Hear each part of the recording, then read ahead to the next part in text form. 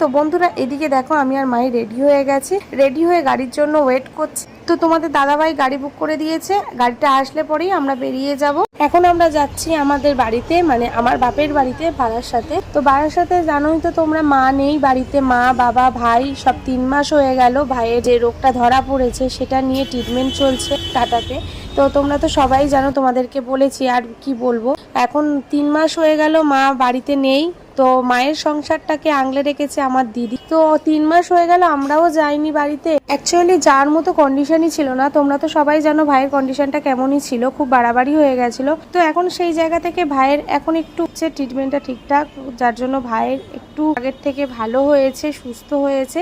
সেই কারণে এখন মনে হলো বাড়ি থেকে একটু ঘুরে আসা উচিত, কারণ বাড়ির পরিস্থিতিও সম্পূর্ণ আলাদা। বোনেরা যে রয়েছে, বোনেরা খাওয়া দাওয়াও করছে না ঠিকঠাক মতো, তো একটু দেখে আসা বেটার। আর আমার দেখো চোখের অবস্থা এতটাই খারাপ, আমাদের